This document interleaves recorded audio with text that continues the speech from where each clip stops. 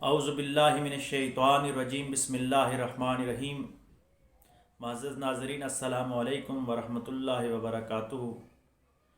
آج ہم والدین کے حقوق کے حوالے سے گفتگو کرنے کی کوشش کریں گے۔ معزز ناظرین، دنیا میں یہ والدین اتنی بڑی نعمت ہے کہ اس سے بڑی اگر کوئی نعمت ہے تو وہ صرف اور صرف جناب محمد مصطفیٰ صلی اللہ علیہ وآلہ وسلم کی نعمت ہے۔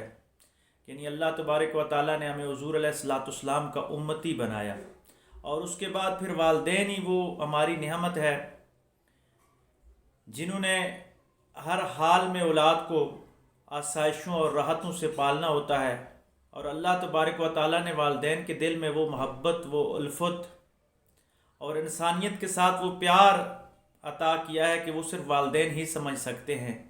والدہ اور والد ہی سمجھ سکتے ہیں کہ بچے کے ساتھ جو پیار ہے اس کی کیا کیفیت ہے۔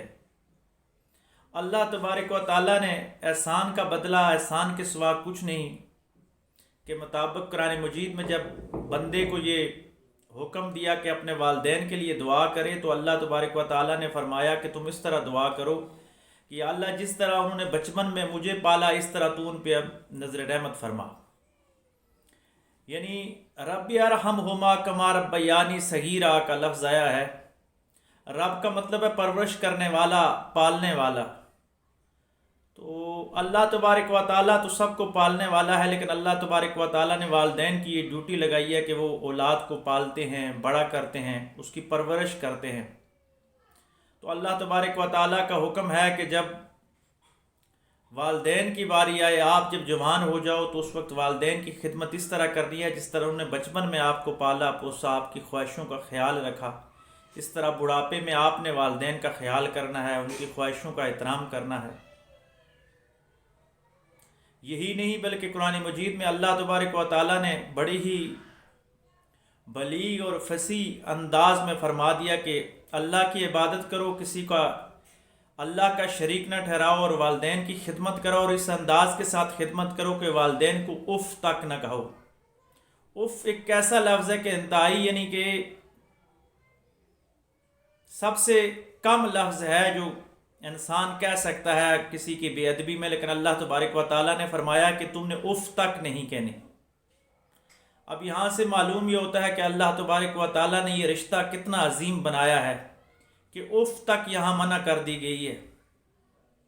اور دوسری طرف اللہ تبارک و تعالیٰ فرماتے ہیں کہ اگر تم محبت سے اپنے والدین کو دیکھو گے تو اللہ تبارک و تعالیٰ تمہیں مقبول حج کا ثواب عطا فرمائے گا۔ یہ حضور علیہ الصلاۃ والسلام کی زبان سے ہم نے سنا ہے کہ حضور علیہ الصلاۃ والسلام نے فرمایا، یعنی حدیث کا مفہوم ہے کہ جو بندہ والدین کو محبت کی نگاہ سے دیکھتا ہے تو اللہ اس کو حج کا ثواب عطا فرماتا ہے۔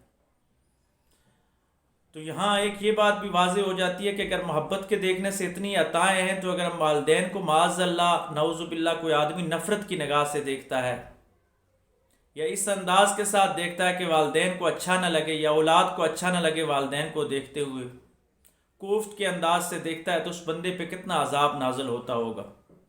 تو ہمیں والدین کے بارے میں خیال کرنا چاہیے، والدین کے چھوٹے چھوٹے حقوق کا بھی خیال کرنا چاہیے۔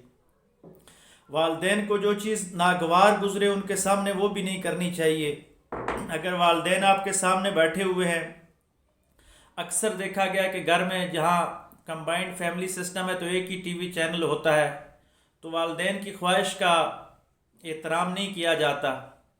بچے اپنا چینل لگا لیتے ہیں، لیکن جس چینل کو والدین دیکھنا چاہیں ان کے مطابق اس کو لگانا چاہیے۔ والدین کی ان خواہشوں کا بھی احترام کرنا چاہیے۔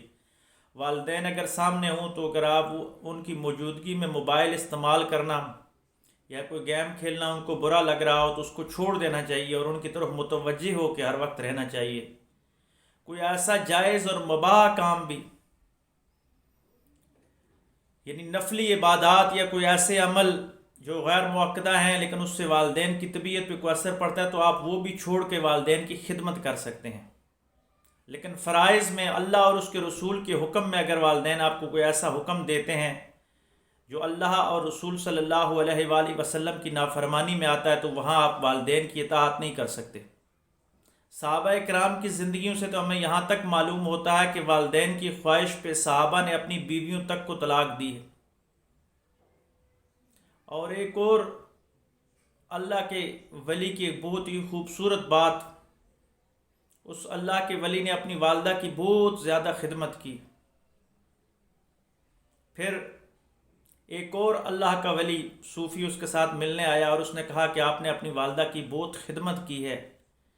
تو وہ بندہ رو پڑا، اس نے کہا کہ یار خدمت تو اللہ کی توفیق سے ہوتی ہے، لیکن مجھے ایک بات کا باریک نکتہ معلوم ہوا ہے کہ والدین کی اولاد جتنی بھی خدمت کر لے وہ کم ہوتی ہے، اولاد والدین کے رتبے کی طرح خدمت نہیں کر سکتی۔ تو اس نے کہا کہ وضاحت کیجئے۔ تو صوفی نے کہا کہ اگر کسی کی اولاد بیمار ہو، بچہ یا بچی بیمار ہو، وہ لا علاج ہو چکا ہو، 100% ڈاکٹر کہہ رہے ہوں کہ اس کی زندگی کی کوئی امید نہیں ہے، وہ بالکل معذور ہو جائے، لیکن پھر بھی اگر اس کی والدہ سے یہ پوچھا جائے تو کبھی بھی والدہ کی خواہش نہیں ہوتی، وہ کہتی ہے کہ میں ساری عمر اس کی معذوری کو سنبھال لوں گی، لیکن یہ کبھی بھی مرے نہ، اس کو موت نہ آئے، یہ میرے سامنے زندہ رہے، اس کی سانس چلتی رہے تو میرے لیے یہ کافی ہے۔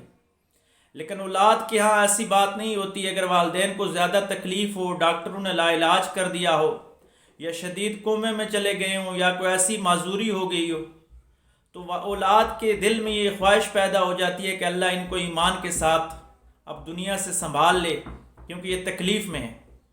لیکن یہ والدین ہی ہیں جو اولاد آخری سٹیج پہ بھی ہو تو وہ اس کی زندگی کی دعا کرتے ہیں۔ تو یہاں اس بزرگ نے واضح کیا کہ والدین والدین ہی ہوتے ہیں اور اولاد اولاد ہی ہوتی ہے، لیکن پھر بھی انسان کو کوشش کرنی چاہیے کہ جتنا بھی ہو سکے کائنات میں اللہ اور اس کے رسول صلی اللہ علیہ وآلہ وسلم کے بعد والدین اور اساتذہ کا حق سب سے زیادہ ہے، تو ہمیں ہر حال میں والدین کا ادب و احترام کرنا چاہیے۔ اب آگے میں آپ کو اپنی والد صاحب کے حوالے سے ایک مختصر سی سٹوری شیئر کرتا ہوں کہ والد صاحب نے کس طرح مجھے کالج میں پہلے دن لے کے آئے، اور والد صاحب کی چھوٹی چھوٹی باتیں انسان کی زندگی میں کتنی بڑی منازل طے کروا دیتی ہیں۔ تو آئیے والد صاحب کی محبت اور شفقت کا یہ مظاہرہ دیکھتے ہیں۔ میں کھڑا ہوں اس پل کے حوالے سے ایک بڑی خوبصورت یاد ہے میرے ساتھ۔ وہ یاد یہ ہے کہ 23 اگست 1999 کو جب میں اسلام آباد آیا، فرسٹ ایئر کالج میں داخلہ لیا، تو اس پل کے اوپر سے جب میں گزر رہا تھا، اس وقت میری عمر تقریباً 16 سال اور کچھ ماہ تھی، اور میں گاؤں سے پہلی دفعہ اسلام آباد آیا تھا، اور یہ پل کراس کرنا مجھے بہت مشکل لگ رہا تھا۔ اس پل سے گزرتے ہوئے درمیان میں آ کے میں کانپنا شروع ہو گیا۔ میرے والد محترم اللہ ان کی زندگی دراز فرمائے اور ہمیں ان کی خدمت ہمیشہ کرنے کی توفیق عطا فرمائے۔ انہوں نے کس انداز کے ساتھ ہمیں پالا ہوگا کہ یہاں سے جب دیکھا کہ بچہ کانپنا شروع ہو گیا، انہوں نے بڑی ہمت دلائی، لیکن میں یہ پل پار نہیں کر سکتا تھا۔ پھر وہ مجھے یہاں سے واپس لے گئے، اور وہ بہت دور لمبے راستے سے پھر واپس مجھے کالج لے جا کے چھوڑا۔ یہ والد صاحب کا وہ ایک ایک قدم پہ چلانا، اللہ تبارک و تعالیٰ ان کے درجات بلند فرمائے کہ آج میں PhD کر رہا ہوں، تو یہ سب والد صاحب کی دعائیں اور والدہ کی شفقتیں ہیں۔ اگر دیکھا جائے تو انسان کی زندگی میں والدین کا کتنا بڑا مقام ہوتا ہے، ایک ایک پل زندگی کا کراس کروانا کتنا مشکل ہوتا ہے۔ اللہ ہم سب کے والدین کو سلامت رکھے۔ وآخر دعوانا الحمدللہ رب العالمین۔